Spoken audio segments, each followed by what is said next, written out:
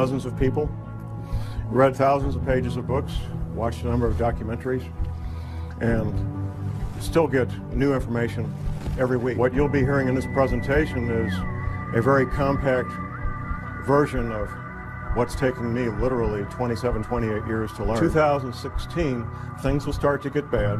Abrupt climate change, the rising ocean. Now what NASA is calling the 10th planet is not the 10th planet we're concerned about. It's the 10th planet that's referred to. I interact with people involved with law enforcement, including the FBI. I was working on a project with a couple of FBI agents, and we're having lunch one day. And we'd gotten to know each other a little bit.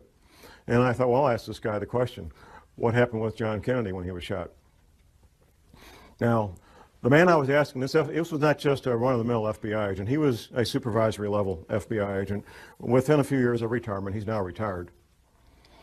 And I kind of put him in a box because if he told everything he knew, he was jeopardizing his career and his pension. But if he said, John, the Warren report was exactly accurate, then I would know that he was a nutcase, because nobody believes the Warren report. So here was his answer. It was a very creative answer. This is from a supervisory level FBI agent regarding the Kennedy assassination. His answer was 2 words, creative forensics. Now, that let me know that he knew.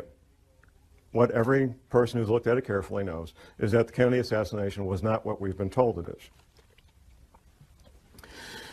is. A couple of personal things when it comes to secrets and how military intelligence knows about things before they happen.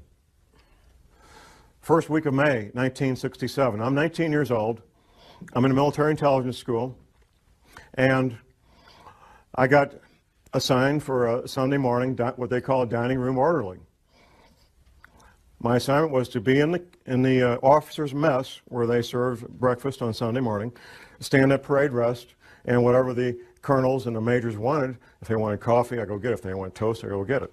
Stand there at parade rest, eyes straight ahead, and just wait on the officers. One colonel's talking to another colonel. Now, this is military intelligence school, and these are field grade officers in military intelligence. First week of May, 1967. One colonel says to the other colonel, you know, those Golan Heights are going to break loose any day now. First week of May, 1967. What happened 4 weeks later? The Six-Day War. Yeah, they knew. They knew. Fast forward just a few months, September 1967. Now, I see some folks in here old enough to remember the Tet Offensive of 1968 in Vietnam, end of January 1968, which took place only 2 months after General Westmoreland gave his famous light at the end of the tunnel speech to a joint session of Congress, December 1967, where General Westmoreland told the joint session of Congress that Viet Cong were defeated on the battlefield, can no longer mount a credible offensive. I get to Vietnam in 1967 in September. By the end of September, I knew about the Tet Offensive at the end of January 1968. 4 months before it happened, 5 months before it happened. I knew about it, and I was getting ready for it. Everybody else found out the last week of January 1968. You better betcha, the people in military intelligence, they know about things before they happen. I know about things before they happen, even now, because I've maintained my contacts inside military intelligence. What you're going to learn today is known by the major world governments. I doubt the president of Zimbabwe knows what we're going to talk about, but the heads of England, Canada, United States, Russia, China, they all know, and they're making preparations. The Vatican knows, and I have some local connections there that I know about the Vatican and what they're doing. The Fortune 100 companies, they're getting ready and being prepared. My first-hand awareness began in year 2000. 2 different men, friends of mine, they're both researchers. They approached me and they said, John, there's this thing that's going to happen. We're not sure about the date, but it's going to happen. When it does, there's going to be abrupt climate change. There's going to be 200-mile-an-hour winds. The growing threat of climate change could define the contours of this century more dramatically than any other. But I knew these men well enough that I trusted what they told me, and I went to a confidential source and I said, check this out. I need to find out if this is true. And my confidential source, a friend of mine, he says, "Oh, John, that's silly. That can't be real." But he trusted me and knew me well enough to check it out. He gets back with me a few weeks later, and he says, "John, it's exactly what you said it is. It's coming. It's going to hit us. It's going to hit us hard. And there's going to be 200-mile-an-hour winds. And there's going to be massive tidal waves and earthquakes and all the things that you said."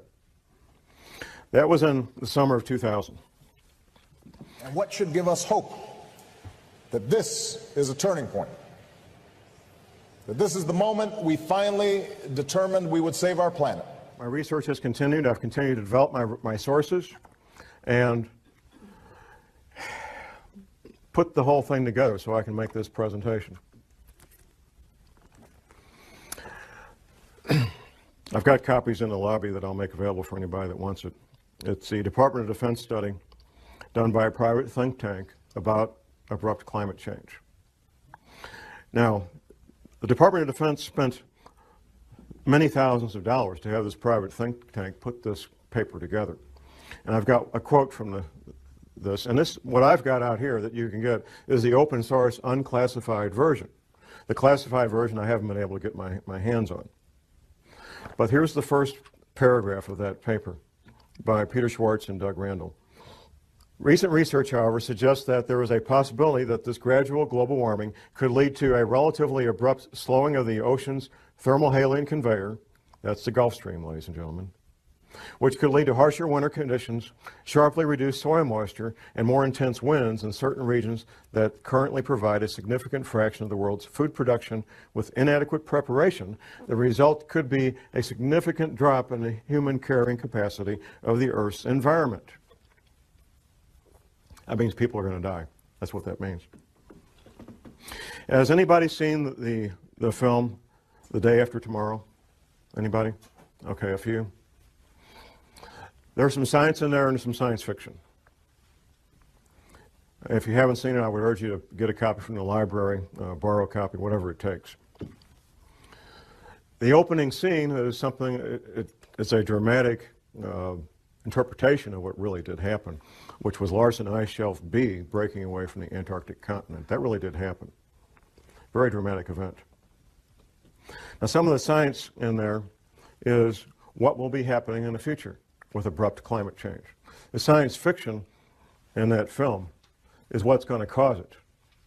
And the science fiction is human activity creating CO2 greenhouse gases. That's the science fiction.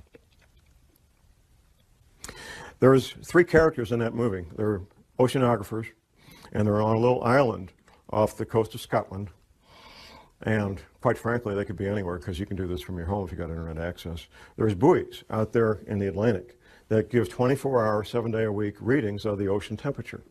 And anybody can do this any place. You don't need to be on a little island off the coast of Scotland. So they're sitting there watching the ocean temperatures off the coast of Scotland.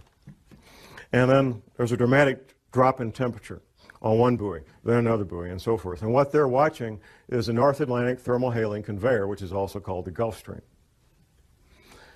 From my private sources, I know that in real life, not in Hollywood films, but in real life, PhD oceanographers, 24 hours a day, 7 days a week, are actually doing that on both sides of the Atlantic, and they're very, very concerned. Just a couple of years ago, there was an announcement that the Gulf Stream had slowed down by 30%. My private sources tell me it's been more than that. Now here's the deal. You look at a map of the world, and you've got England, Ireland, and Scotland here, and you got Moscow here. They're both the same distance from the North Pole. They're both the same distance from the North Pole. England, Ireland, Scotland, and Moscow.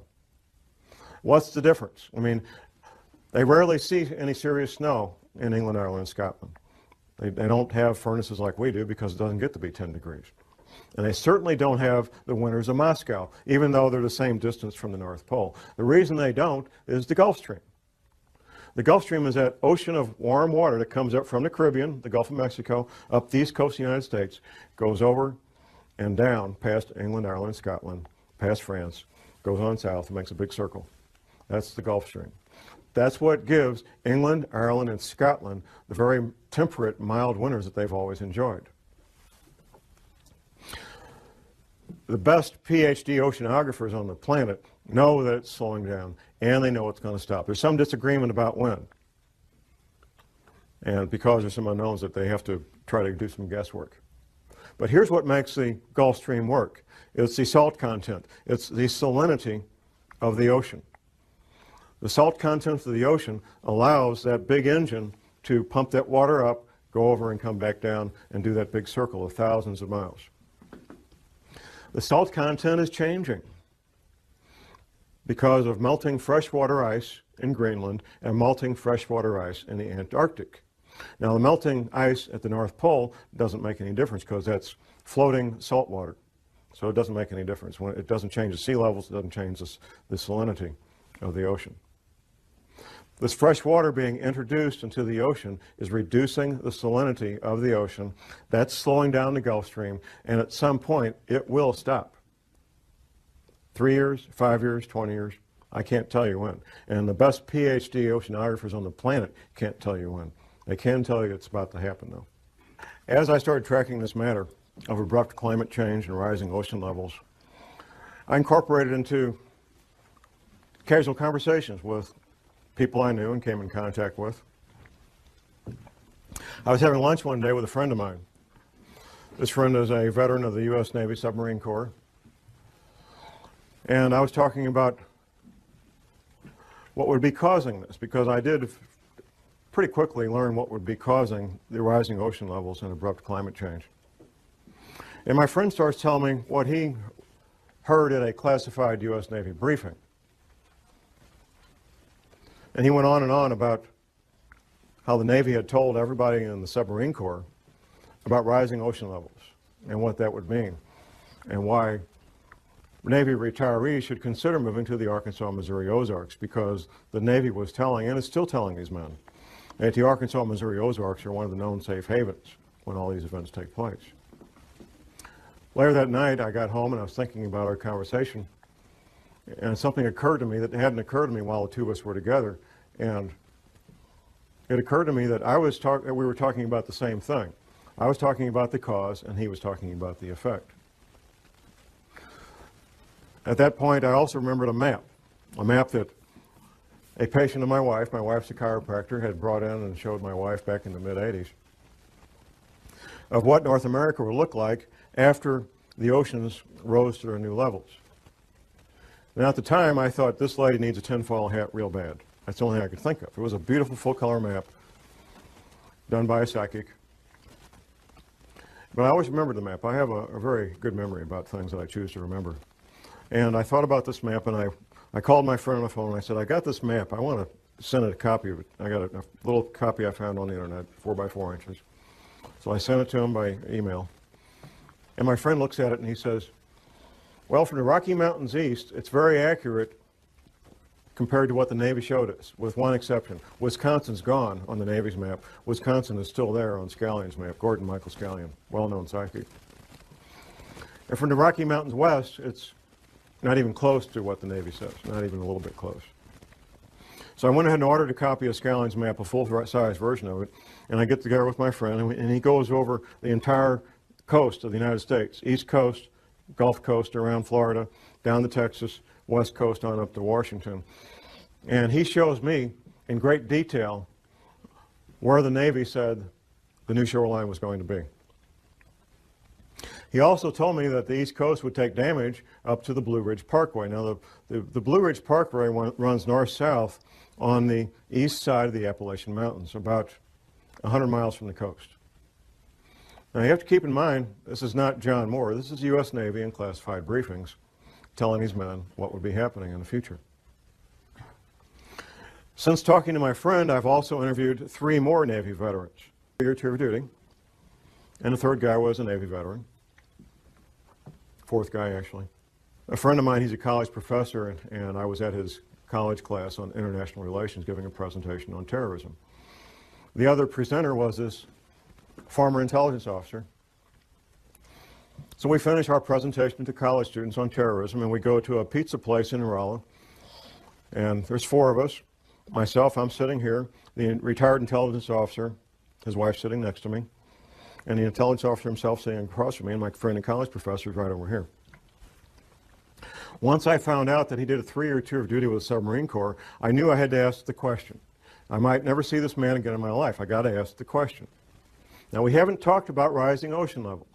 And this you have to keep in mind, this is a basic tool of investigative work, is interviewing witnesses at different times and different places, interviewing witnesses that don't know each other. You want to get to the heart of a matter, that's the way it's done. You find witnesses who don't know each other that have the same information, and you interview them at different times, different places. So I asked him, tell me what you know about rising ocean levels. His wife, sitting next to me, before he can even speak up, his wife sitting next to me says the following. We were on our last duty assignment, and we were at the Pentagon. Now, we've been all over the planet, typical military family, and we had to pick a place to retire. We chose the Arkansas-Missouri Ozarks because of rising ocean levels. I had my answer. I had my answer. We talked about that a little bit more. A few weeks later, I made a lunch appointment with him, and I brought the map with me that I'd revised after going over with the first submarine veteran. I brought it with me. We met at Steak and Shake, had lunch, and I had him revise the map even further, getting a few more details in there. The third submarine veteran, retired submarine officer, he's one of my pistol students. We had lunch and we talked, and he says, John, I signed these non-disclosure agreements. If I tell you what I know, I could lose my pension. I have to be out 5 years before I can tell what I know about rising ocean levels. I've only been out 3 years. I said, well, can you blink your eyes once for yes and twice for no? Then you won't be talking. He says, yeah, I can do that. The retired submarine officer verified what the other two submarine veterans had told me earlier. Word for word, detail for detail. And he also, this is the third man who had chosen the Arkansas-Missouri Ozarks for his retirement home. The Prophecy Club, a Christian group out of Topeka, Kansas, they sent me on a nationwide speaking tour in 2005 on this topic. And I'm up in Detroit speaking on this. On one of the breaks, I have a man walk up and introduce himself to me. He says, John, I'm in the insurance industry. And we've wondered for years, us in the insurance industry, why is there such a cluster of retired Navy people in the zip codes of the Arkansas-Missouri Ozarks? Now I know. Now I got my answer. The Navy knows. Another pistol student of mine, a retired Navy guy, I said, what's the altitude of your new home? He told me to the foot the altitude of his new home. How many people can do that? Almost nobody. He told me to the foot the altitude of his new home in the Arkansas-Missouri Ozarks. Absolutely he did.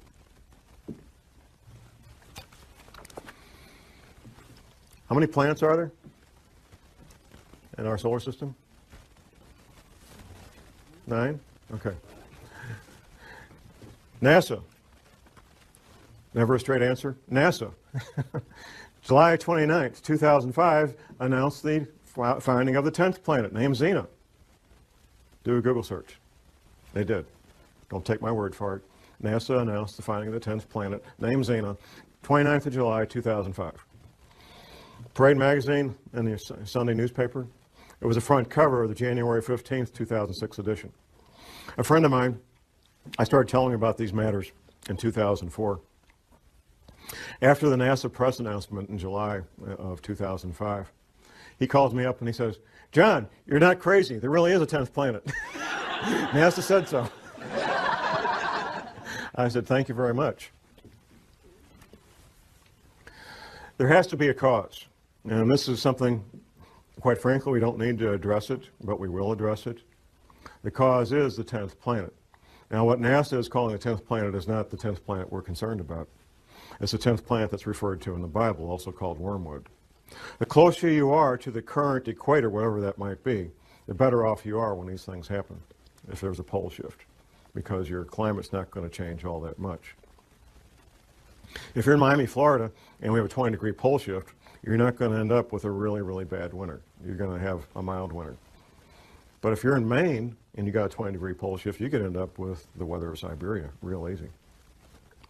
And when this 10th planet comes through our solar system every 3,600 years, it just causes severe problems on our planet.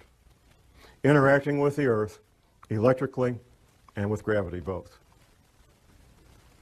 The back of your paper, No Need for Panic, there's a number of books cited that you can get from the library or purchase from different authors that talk in great detail about these planetary matters. Professor James McCanney, who is a credentialed scientist, has written a number of books on this. He's a real astrophysical scientist, and he knows about this stuff. I'm a private detective and a researcher. I'm not a scientist. But I can tell you what the scientists say, because I've read their books. And I can tell you what Dr. Velikovsky said, because I've read his books. And I can tell you what the Bible says, because I've read the Bible. And all these things are true, and all these things are in the process of happening right now. It took me a while to figure this out for the following reason. All these Navy veterans, they were all told about abrupt climate change and rapidly, violently rising ocean levels. And I was trying to figure out, and I finally figured out in the past 12 months, where is all this water going to come from? Because the men that I was interviewing, they were in the audience, like you guys. They weren't the scientists. The Navy just told these men in these classified briefings what would be happening. They didn't tell them how or why. They didn't need to know. They told them what would be happening.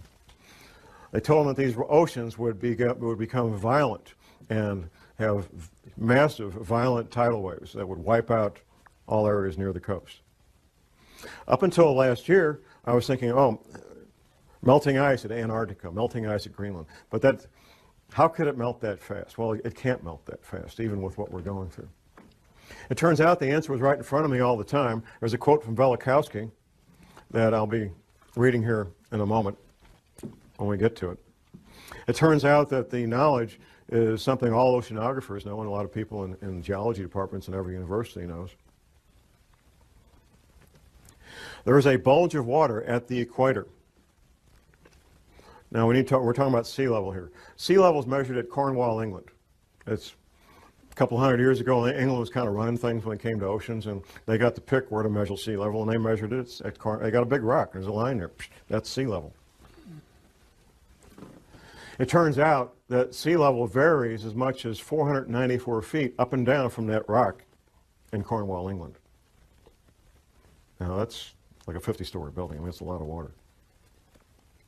And there's a bulge of literally millions of cubic miles, 1 mile by 1 mile by 1 mile, cubic miles. Millions of cubic miles of water bulge at the equator of this planet. It wasn't common knowledge for John Moore, I found out. It's not common knowledge for most people. It's held in place by two things, the rotation of the Earth and gravity. Anything that changes our true north, our pole, by more than just a couple of degrees will cause that water to be disrupted. And there's a technical term for it, slosh. And there's records locked up in bones and stone of this having happened in the past. Velikovsky talked about it extensively in his books. Talk a little bit about this water damage. You have a map in your handout. Now, from Washington, D.C. to Boston is basically one big city. Since World War II, that's what it's become. One big city. All that's going to be gone. Going down the coast to Atlanta and down to Florida. Gulf Coast, Alabama, Louisiana, Mississippi are pretty much going to be gone. In fact, the new mouth of the Mississippi will be at the current Arkansas-Louisiana state line, a couple hundred miles up from where it is right now. Going down around the coast of Texas, Texas will take damage about 100 miles inland. California will take damage 25 to 100 miles inland, depending on a couple of things, the level of the altitude above sea level and seismic activity. On up the west coast to Oregon and Seattle, all coastal areas being damaged 50 to 100 miles inland. And once again, seismic activity is going to play a big role in what happens. Locally in the Midwest, we have something called the New Madrid seismic zone. Once the Mississippi River becomes 50 to 100 miles wide, the U.S. Navy, not John Moore, the U.S. Navy says it will trigger at least 3 9-point-plus earthquakes on the New Madrid seismic zone. Southern Illinois will basically be one large swamp. In fact, southern Illinois is already pretty swampy. If you fly over the Mississippi River right now, you can see where the river used to be. You can see where its banks were at one time. a much, much larger river than it is now. I mentioned Wisconsin will be gone. The Great Lakes will become one vast inland sea joining up with Hudson Bay up in Canada. That's what the Navy says. And it's kind of ironic and kind of caught my attention when all of these Navy veterans, these submarine veterans, they all look at this map and they say, John, Wisconsin's gone. It's finished. There's not going to be any more Wisconsin. Florida's gone. Louisiana, Alabama, Mississippi, finished, gone. EPA, our friends. Now, a lot of people make fun of the EPA and hate the EPA, but like most government agencies, most of the people that work there are good men and women with good intentions, including a lot of scientists. The EPA had a library, past tense, until 2007. The library contained the largest collection of cross-referenced, important term, cross-referenced articles and manuscripts on man-made compounds and biological agents in the English language.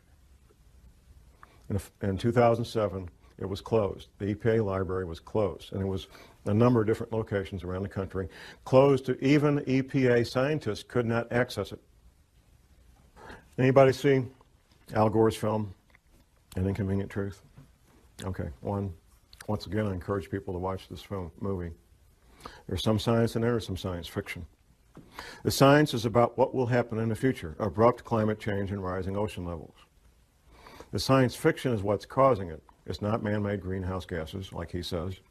That's a distraction. And that tactic was decided on many, many years ago, sometime in the late 70s, early 80s, that they would use that as the pretext to keep people thinking things are going to be okay. The science leaves out something, and the science fiction adds something. Al Gore gives a timeline for when these events are going to happen. Abrupt climate change and rising ocean levels. The timeline that Al Gore gives in his movie is the same timeline that the federal government gives out through the NASA Goddard Space Flight Institute. Say that fast 10 times. The NASA Goddard Space Flight Institute, which the Queen, Her Majesty, visited last spring when she was in this country, by the way, because she's got taking a sudden interest in science. Jim Hansen is the director of the NASA Goddard Space Flight Institute, and the timeline he puts out and the timeline Al Gore puts out is the exact same timeline, and here it is. It's kind of clever what they did in the movie, the way they said it. But in 2016, things will start to get bad, abrupt climate change and rising ocean levels. Exact same timeline put out by the federal government through NASA. NASA is part of the military, by the way. If you notice these space flight shuttles go up, captain this, lieutenant that, colonel, I mean, it's the military. It's always been the military. That's the official timeline put up by the federal government. Now, the real timeline. I found out through my confidential sources what the real timeline is, and I found out why they're doing what they're doing right now, moving the CIA from Langley, Virginia to Denver right now. These relocations, which you could call evacuations, are due to have everybody who's part of continuity of government planning. It's not all federal employees. If you work for Health and Human Services, you're toast. There's no place waiting for you in Denver. People in the intelligence agencies, people in certain parts of the military, not all the military. The scientists, the engineers, the doctors that they want to have in these shelters when everything breaks loose. That's who's being relocated, that's who's being sent to these shelters. These shelters are literally hundreds of millions of your tax dollars where people can live and work and have hot showers and pizzas and video movies for years without ever leaving the place and be quite comfortable. There's other things that could be happening in the next couple of years.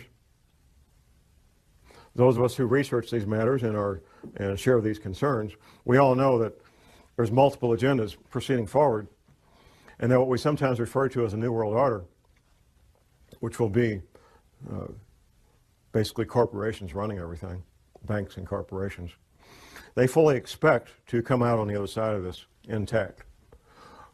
A fellow radio talk show host from my station. He lives down in northwest Arkansas, not far from Walmart headquarters. He says, John, I get plain brown envelopes with no return address sent to me from people that work inside there at middle and upper management levels, giving blueprints of the shelters that Walmart's built for their people. They expect to come out on this. Another friend of mine was working with a Catholic group here in St. Louis, and his job was to help set up military-grade radio communications between the Vatican group in St. Louis and the Catholic group in St. Louis, excuse me, and the Vatican. Military-grade two-way communications. We're not talking 10-4 good buddy CB stuff. The real military-grade radio communications. The agendas of the people that control the world, the international bankers and the Fortune 500 and so forth, is to have a planet with far less people on it than there is now, either inadvertently through these earth changes or by design, through World War III, a flu pandemic, or severe economic collapse leading to societal disruption, or all three happening at the same time. These are all matters that could be happening in the not too distant future. I refer to what we're living in right now as phase one. Phase one is where normal commerce takes place. We can have our careers, interact with our families and our social events that we normally do, and life appears to be normal. The powers that be are using phase one to finish their final preparations. This shelter I talked about here at Weldon Springs, Missouri, it took almost twice as long to build it as they anticipated. They kept running into the various problems that any construction project has, but they got it built. And they're using these remaining months to finish up whatever final preparations they need to get their people in place and get moved. Phase two will be when these earth changes events, abrupt climate change, bizarre weather, earthquakes, tidal waves, all become so numerous that they become daily news. In fact, when I meet people out in the street, almost everybody comments on how bizarre the weather has become. And that's pretty much a topic of daily discussion. The government, the powers that be, will claim that these bizarre weather-related events are related to global warming. And when they're happening, that we need to start cutting back on our creation of CO2 greenhouse gases. Since I've been watching these matters the past night, we're off to the races. Up until that award, that Academy Award, global warming related news stories was maybe twice a week. That was about what I was seeing. Since then, since he got that Academy Award, it's been daily, 7 days a week, global warming stories. And there will be no end to it. As long as there's news, as long as they're capable of broadcasting news, you will have global warming stories every day of the week from now on. As these events become more severe, you're going to hear more and more men with lab coats from NASA talking about global warming being caused by human activity, and that it will be better and everything's going to be okay, so you can go back to your baseball games and go back to work Monday morning. Things are going to be fine. That's phase two. Phase three will be a relatively short period of time. It may be a matter of a few days, maybe a week. It won't be long. At some point, people will realize that things are very strange and very dangerous, and they'll start doing things they normally wouldn't do. Say, for example, you're a professional, self-employed, or you have several people working for you. Half the people in this country work for small businesses. Many of the owners of those businesses are financially well off that they could lock the door and never go back. They love what they do, and that's why they go to work every day. I've heard a number of people tell me, they say, John, the government doesn't want to create panic. That's why they're concealing this. No, the government's not concerned about panic. What the government's concerned about is business owners making very rational, very logical decisions that I'm locking the door and I'm out of here. No panic whatsoever. That's what they're fearful of, because that would shut down the economy if enough of them did it. They want to keep these people in the dark as long as possible. Most men, and it's mostly men because of the nature of the work they do, some women, who know about what we're talking about today, just simply go about their lives and keep quiet about it. They're not public speakers. They take care of their family, they take care of themselves, and the rest of you are on your own. What I bring to the table is public knowledge of what's a very well-kept secret. Phase 4 will be the end of the world as we know it. Once these oceans come up, the infrastructure that supports normal human activity will be wiped out. Take, for example, shipping, ocean-going ships. The bulky, heavy products of the world, whether it's grain or petroleum products or coal or lumber, is all moved by ship. Ships that go in and out of seaports. When the seaports are underwater, all that stops. It's finished. It's over. That's just one small example of what we're looking at in the future. The housing where 100 million people live will be damaged and or destroyed. The potable water that these people rely on will no longer be potable. The food that they rely on to eat will no longer be available. It will not be a pretty picture. Martial law will be instituted probably before that, which brings to mind these other scenarios I mentioned. Economic collapse leading to social disruption, for example. If things get bad, and there's what appears to be a need for martial law related to rioting in the streets over economic collapse, people don't have jobs, can't buy food, people will probably go along with martial law under those conditions because it would appear to be the right thing to do. It would look like a way to get things back to normal, so people will go along with martial law under those conditions. If, however, martial law is instituted because these oceans are coming, nobody's going to pay attention to that. They're going to get out of Dodge. They're going to get out of Dodge. They're going to be gone. And martial law or no martial law, they're going to be gone. If martial law is instituted and there's a lockdown before that, then they'll have a better chance of maintaining martial law. I've lived under martial law for a year in Vietnam. What are you looking at? You're looking at curfews. The curfew could be from 10 o'clock at night to 6 a.m. The curfew could be 24 hours a day. Restrictions of sales of firearms, ammunition, and alcohol. Rationing of fuel, rationing of food, potable water rationing, possibly rationing of electricity. We've seen that in Iraq a lot, depending on what's going on. Martial law is not a fun thing to be part of or live under, even if you're part of the occupying force, because it changes your life. The Navy says, as far as ocean levels, the Navy says these oceans will come up over a period of about 30 days. Once these events get in motion, these water levels, these oceans, these tsunamis, tidal waves will take place over a period of about 1 month. Altitude. The Navy says that everything 100 feet sea level and below will be completely destroyed. The Navy says everything at 400 feet and below is at risk of being damaged and or destroyed. But there's more to this.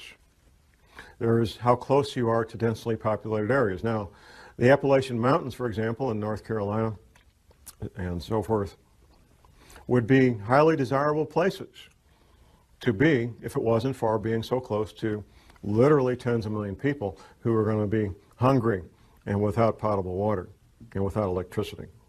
That's what makes those areas undesirable, even though they will be safe in terms of geology and rising ocean levels.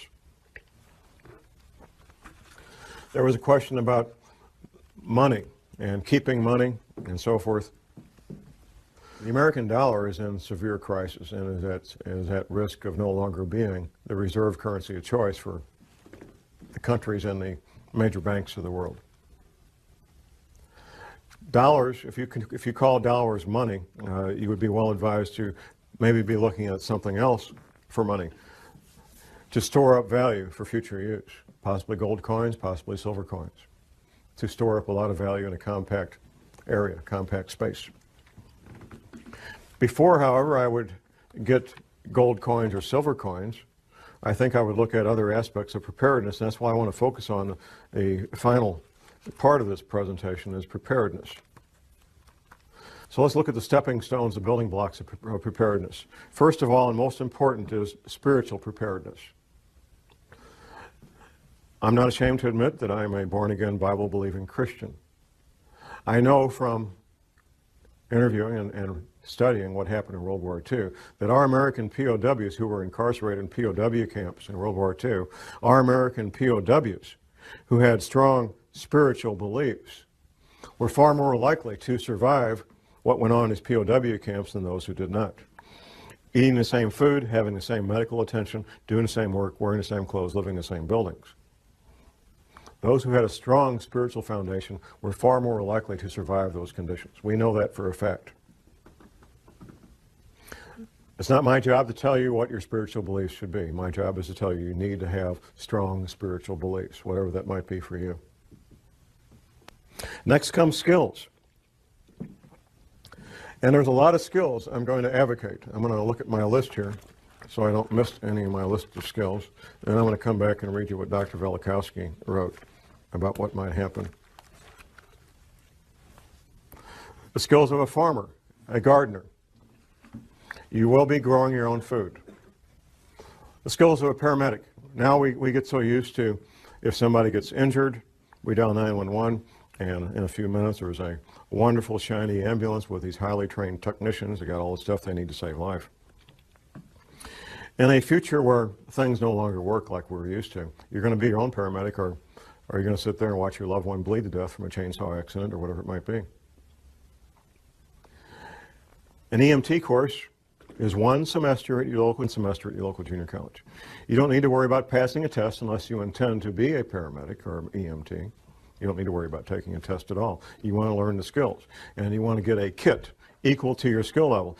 Now, the paramedic training is three more semesters of college on top of that first one, and then you'll have a skill level almost equal to a medical doctor when it comes to emergency medical treatment. The skills of a ham radio operator. Now, I've been in places, I've been in combat, and I know what it's like not to know what's going on. Being able to instantly and effectively communicate with your friends and loved ones, and we found this out during Hurricane Katrina, two-way radio communication that you control could mean the difference between life and death. In Hurricane Katrina, it was a matter of life and death for many people. The ability to communicate with their loved ones, let them know they were okay, ask for help, or be able to give help. The skills of a backpacker, being able to carry everything you need on your back, your shelter, your clothing, your hygiene needs. Being able to clean yourself out in the field, prepare food out in the field, and do so in a manner that doesn't make you sick. Being able to take water out of a stream and filter it so you can drink it without getting sick. All the things that a backpacker knows, the skills of a soldier. In a severe crisis, like Hurricane Katrina, for example, you're your own cop, you're your own soldier, or nobody's protected. That's what it comes down to. You become your own soldier, you become your own police officer, and you protect your loved ones because of these skills that you learn. Animal husbandry. In a severe long-term crisis, having goats and sheep and chickens and ducks and rabbits can mean the difference between a fairly good and healthy diet and one that's terribly lacking in protein. It's extremely difficult to get the protein you need from an all-vegetable diet. Extremely difficult. The skills of a carpenter, of an electrician, of a plumber. Things that we may call up a professional to do now, you will be on your own to make these repairs. The skills of an automobile mechanic. All these skills take years to learn, and you can't learn them out of a book, at least not and be very effective. There's some things you can learn out of a book, but without practical application, you're just guessing on how this stuff works.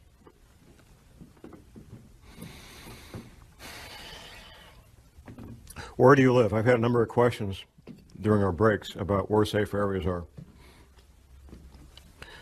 The Arkansas, Missouri, and Ozarks are one of the known safe havens. That's basically the bottom third of Missouri, not counting the Boot Heel, and the top third of Arkansas, not counting northeast Arkansas. That flat area where they grow rice. That's not considered part of the Ozarks. It has altitude. It's well above sea level, averaging 800 to 1,000 feet above sea level. Some places a little lower, some places a little higher. A moderate winter, at least for the time being. I hope that continues. Good growing season as a consequence of that. Plenty of water, no shortage of water at all. And distance between where you will be and major metropolitan areas. The two largest metropolitan areas being being St. Louis and Kansas City. A friend of mine, one of the submarine veterans, lives in Mountain Home, Arkansas, very near the Missouri border. He says, John, we have all these people from Chicago moving down here. All these Chicago cops. Maybe they know something, huh? If you're choosing a place to live and thrive during a severe long-term crisis in the Ozarks, you may think, well, myself and my spouse, we can do this. Then I remind people who are considering that of the number 168. 168 hours in a week, and in a severe long-term crisis, somebody's going to have to be awake 168 hours a week. Because no people can do that, I suggest that at least 6 adults come together and decide to shelter as a group. I also suggest that people have at least a 2-year supply of food. Professor McCanney, in one of his books, his 60-page pamphlet about surviving Planet X, he mentions the possible future need, to establish a new calendar. It goes something like this. If there would be a pole shift, it would change the seasons, it would change the calendar. In fact, within recorded history, the calendar has changed from 360 days to 365 days. This has happened in the past. If it changes more than 3 or 4 weeks, though, here's what could happen. You could plant your seeds at the wrong time. If you plant your seeds at the wrong time and you can't go to the grocery store to get food, this could be a life-threatening situation. So you need to be able to know when the time to plant is so you don't plant at the incorrect time and end up losing all those valuable seeds. Now, I need to go back to Dr. Velikovsky's quote here. Dr. Velikovsky was a medical doctor, and he wrote several books about these matters. And he was hammered on mercilessly. One of the things Dr. Velikovsky did was reconcile calendars, like when you reconcile your checkbook. And it's the nature of professionals in all professions not to talk to people who don't do what they do. And nobody had ever done this previously. And it's not easy to do, reconcile calendars from these ancient cultures. Dr. Velikovsky made an observation. There is a passage in the Bible. The Israelis are having this battle, and they need a few extra hours to win this battle. And guess what? They got a few extra, their day was a few hours longer. You know the quote, Jim. The incident, right. Now, typically when we study the Bible, if there's something we can't understand, we just say, well, God's just trying to make a point. He had the power to do this. It really didn't happen. Well, it turns out we now know scientifically how that could happen, and the only way it could happen. For the Israelis to get 3 or 4 hours more daylight, the only way that can happen is for the planet to roll over in space, giving those extra 4 hours. Here's what Velikovsky said. Well, if the sun didn't set over the Sinai desert when it was supposed to, on that date, and he had the date because the Israelis had calendars and they wrote it down, that's a pretty important deal. I mean, you know, if you're Moses and something important happens, you tell the scribes, hey, write this down. This is important. So they had written records and they had a calendar. Velikovsky said if that happened over the Sinai desert, then the sun must not have come up in China the next morning when it was supposed to come up. And the Chinese had scribes, the Chinese had calendars, and guess what? The sun didn't come up the next morning when it was supposed to. Verifying scientifically the Bible and verifying scientifically what really happened. The Israelis did get that extra 4 hours of daylight, and the Chinese didn't have the sun. Of course, the sun couldn't come up because the planet had rolled over in space. And that's why the Israelis, and God can make that happen. And he did make it happen. Now, Dr. Velikovsky wrote a number of books. Now, what I'm going to quote here word for word is a quotation from one of those books. It's titled Earth in Upheaval by Emanuel Velikovsky. Now, what he's doing here is giving this is 1 page of one book. 1 page of one book. He's giving a very compact, highly condensed observation of what happens in a pole shift. Observations based on what he found going around the planet and finding the evidence. It's titled A Working Hypothesis. Let us assume as a working hypothesis that under the impact of a force or the influence of an agent, and the Earth does not travel in an empty universe, the axis of the Earth shifted or tilted. At that moment, an earthquake would make the globe shudder. Air and water would continue to move through inertia. Hurricanes would sweep the Earth, and seas would rush over continents, carrying gravel and sand and marine animals, casting them on the land. Heat would be developed. Rocks would melt, volcanoes would erupt, lava would flow from fissures in the ruptured ground and covered vast areas. Mountains would spring up from the plains and would travel and climb on the shoulders of other mountains, causing faults and rifts. Lakes would be tilted and emptied. Rivers would change their beds. Large land areas with all their inhabitants would slip under the sea. Forests would burn. Hurricanes and wild seas would wrest them from the ground on which they grew and pile them, branch and root, in huge heaps. The seas would turn into deserts, their waters rolling away. And if a change in the velocity of the Earth's rotation, slowing it down, should accompany the shifting of the axis, the water confined to the equatorial oceans by centrifugal force would retreat to the poles, and high tides and hurricanes would rush from pole to pole, carrying reindeer and seals to the tropics and desert lions into the Arctic. Moving from the equator up and down the mountain ridges of the Himalayas and down the African jungles, and crumbled rocks torn from splintering mountains would be scattered over large distances. And herds of animals would be washed from the plains of Siberia. The shifting of the axis would also change the climate of every place, leaving corals in Newfoundland and elephants in Alaska, fig trees in northern Greenland, and luxuriant forests in Antarctica. In the event of a rapid shift of the axis, many species and genera of animals on land and in the sea would be destroyed, and civilizations, if any, would be reduced to ruins. It paints a pretty bleak picture, and hopefully that won't be what we're in for. I can't stand here and prognosticate exactly what we're in for. I can tell you for a fact that the federal government has been spending hundreds of millions of your tax dollars getting ready for this since at least 1979. At least.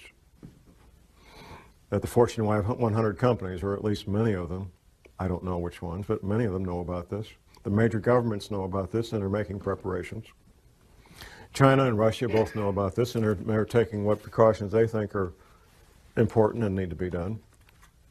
There's a lot of people and a lot of entities that know about this. I don't know what else I can tell you. I've answered every question that I'm aware of. My passion is to help people be safe. I've seen the consequences of not being prepared. I've seen violent death firsthand. I've smelled the bombs. I've seen the bleeding bodies. I've heard the screams of the people dying in agony. And it's not a fun place to be. My passion is to see people be safe. And I'll do anything I can to help people be safe and be prepared. That's my passion. That's why I'm up here doing this. And with that, I will ask that God bless you all and that God bless this country. And thank you very much.